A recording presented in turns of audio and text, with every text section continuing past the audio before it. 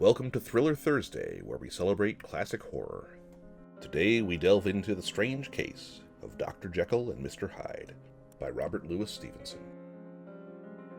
Chapter 1. Story of the Door. Mr. Utterson, the lawyer, was a man of rugged countenance that was never lighted by a smile, cold, scanty, and embarrassed in discourse, backward in sentiment, lean, long, dusty, dreary, and yet somehow lovable. At friendly meetings, and when the wine was to his taste, something eminently human beaconed from his eye, something indeed which never found its way into his talk, but which spoke not only in these silent symbols of the after-dinner face, but more often and loudly in the acts of his life. He was austere with himself, drank gin when he was alone, to mortify a taste for vintages, and, though he enjoyed the theater, had not crossed the doors of one for 20 years. But he had an approved tolerance for others, sometimes wondering almost with envy at the high pressure of spirits involved in their misdeeds, and in any extremity inclined to help rather than to reprove. "I incline to Cain's heresy," he used to say quaintly. "I let my brother go to the devil in his own way." In this character it was frequently his fortune to be the last reputable acquaintance and the last good influence in the lives of down-going men, and to such as these, so long as they came about his chambers, he never marked a shade of change in his demeanor. No doubt the feat was easy to Mr. Utterson, for he was undemonstrative at the best, and even his friendship seemed to be founded in a similar catholicity of good nature. It is the mark of a modest man to accept his friendly circle ready-made from the hands of opportunity, and that was the lawyer's way. His friends were those of his own blood, or those whom he had known the longest. His affections, like ivy, were the growth of time. They implied no aptness in the object. Hence, no doubt the bond that united him to Mr. Richard Enfield, his distant kinsman, the well-known man about town. It was a nut to crack for many, what these two could see in each other, or what subject they could find in common. It was reported by those who encountered them in their Sunday walks that they said nothing, looked singularly dull, and would hail with obvious relief the appearance of a friend. For all that, the two men put the greatest store by these excursions, counted them the chief jewel of each week, and not only set aside occasions of pleasure, but even resisted the calls of business, that they might enjoy them uninterrupted. It chanced on one of these rambles that their way led them down a by-street in a busy quarter of London. The street was small, and what is called quiet, but it drove a thriving trade on the weekdays. The inhabitants were all doing well, it seemed, and all emulously hoping to do better still, and laying out the surplus of their grains in coquetry, so that the shop fronts stood along that thoroughfare with an air of invitation, like rows of smiling saleswomen. Even on Sunday, when it veiled its more florid charms and lay comparatively empty of passage, the street shone out in contrast to its dingy neighborhood, like a fire in a forest, and with its freshly painted shutters, well-polished brasses, and general cleanliness and gaiety of note, instantly caught and pleased the eye of the passenger. 2 doors from one corner. On the left hand, going east, the line was broken by the entry of a court, and just at that point, a certain sinister block of building thrust forward its gable on the street.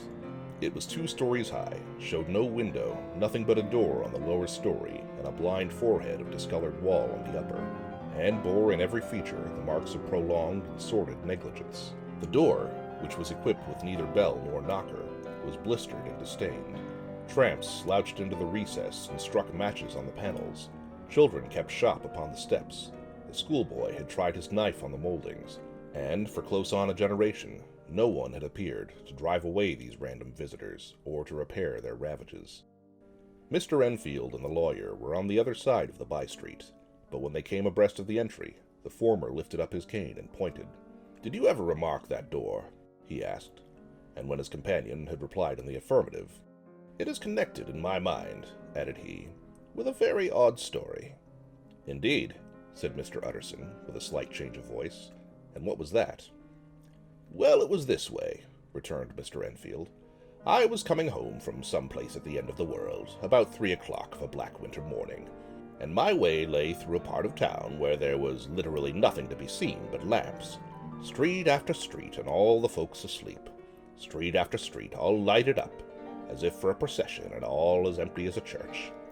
Till at last I got into that state of mind where a man listens and begins to long for the sight of a policeman. All at once I saw 2 figures, One a little man who was stumping along eastward at a good walk, and the other a girl of maybe 8 or 10, who was running hard as she was able down a cross street. Well, sir, the two ran into one another naturally enough at the corner, and then came the horrible part of the thing, for the man trampled calmly over the child's body and left her screaming on the ground. It sounds nothing to hear, but it was hellish to see. It wasn't like a man. It was like some damned juggernaut. I gave a few halloa, took to my heels, collared the gentleman, and brought him back to where there was already quite a group about the screaming child. He was perfectly cool, and made no resistance, but gave me one look, so ugly that it brought out the sweat on me like running. The people who had turned out were the girl's own family, and pretty soon the doctor for whom she had sent put in his appearance. Well, the child was not much the worse, more frightened according to the sawbones, and there you might have supposed would be an end to it. But there was one curious circumstance. I had taken a loathing to my gentleman at first sight. So had the child's family, which was only natural. But the doctor's case was what struck me. He was the usual cut-and-dry apothecary of no particular age and color, with a strong Edinburgh accent, and about as emotional as a bagpipe. Well, sir, he was like the rest of us. Every time he looked at my prisoner, I saw that Sawbones turn sick and white with the desire to kill him. I knew what was in his mind, just as he knew what was in mine, and killing being out of the question, we did the next best. We told the man we could and would make such a scandal out of this as would make his name stink from one end of London to the other. If he had any friends or any credit, we undertook that he should lose them. And all the time, as we were pitching it in red hot, we were keeping the women off of him as best we could, for they were wild as harpies. I never saw a circle of such hateful faces, and there was the man in the middle, with a kind of black, sneering coolness. Frightened, too, I could see that, but carrying it off, sir, really like Satan.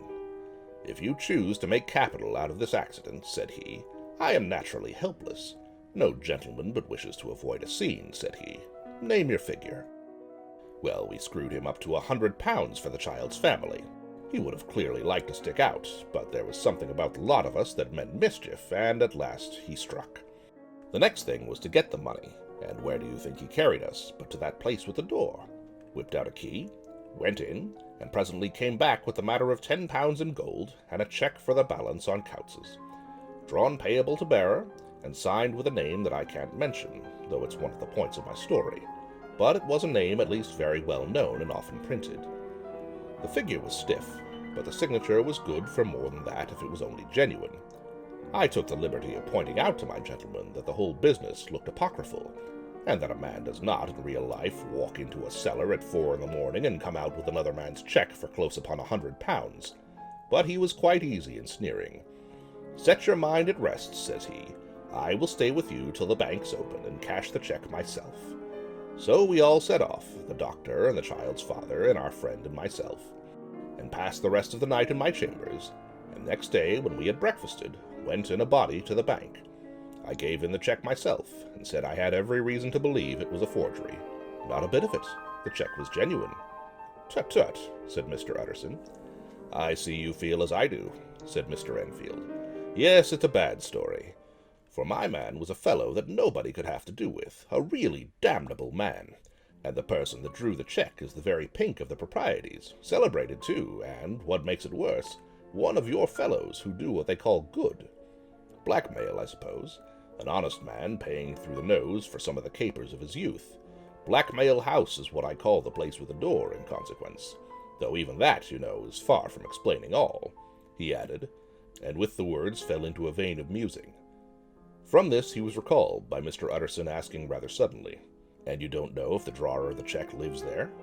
"A likely place, isn't it?" returned Mr. Enfield. "But I happen to have noticed his address. He lives in some square or other." "And you never asked about the place with the door?" said Mr. Utterson. "No, sir. I had a delicacy," was the reply. I feel very strongly about putting questions. It partakes too much of the style of the Day of Judgment. You start with a question, and it's like starting a stone. You sit quietly on the top of a hill, and away the stone goes, starting others, and presently some bland old bird, the last you would have thought of, is knocked in the head at his own back garden, and the family have to change their name. No, sir, I make it a rule of mine. The more it looks like Queer Street, the less I ask." "A very good rule, too," said the lawyer. But I have studied the place for myself, continued Mr. Enfield. It seems scarcely a house. There is no other door, and nobody goes in or out of that one but once in a great while the gentleman of my adventure. There are 3 windows looking on the court in the first floor, none below. The windows are always shut, but they're clean. And then there is a chimney, which is generally smoking, so somebody must live there. And yet it's not so sure, for the buildings are so packed together about the court that it's hard to say where one ends and another begins. The pair walked on again for a while in silence, and then, "Enfield," said Mr. Utterson, "that's a good rule of yours." "Yes, I think it is," returned Enfield. "But for all that," continued the lawyer, "there's one point I want to ask. I want to ask the name of that man who walked over the child." "Well," said Mr. Enfield, "I can't see what harm it would do. It was a man of the name of Hyde."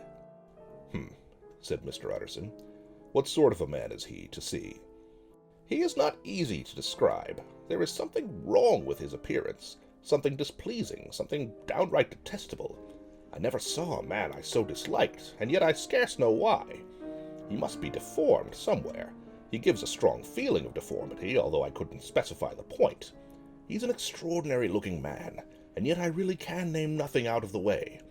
No, sir, I can make no hand of it. I can't describe him, and it's not want of memory, for I declare I can see him this moment." Mr. Utterson again walked some way in silence, and obviously under a weight of consideration. "You are sure he used a key?" he inquired at last. "My dear sir," began Enfield, surprised out of himself. "Yes, I know," said Utterson. "I know it must seem strange. The fact is, if I do not ask you the name of the other party, it is because I know it already. You see, Richard, your tale has gone home. If you have been inexact in any point, you had better correct it." "I think you might have warned me," returned the other with a touch of sullenness. "But I have been pedantically exact, as you call it. The fellow had a key, and, what's more, he has it still. I saw him use it not a week ago." Mr. Utterson sighed deeply, but never said a word, and the young man presently resumed. "Here's another lesson to say nothing," said he. "I am ashamed of my long tongue. Let us make a bargain never to refer to this again." "With all my heart," said the lawyer. "I shake hands on that, Richard." Thank you for joining us for Thriller Thursday. Next week we come back for part 2 of Dr. Jekyll and Mr. Hyde, and tomorrow we travel back to ancient Rome for a true-to-life 2,000-year-old legal drama, The Prosecution of Verus.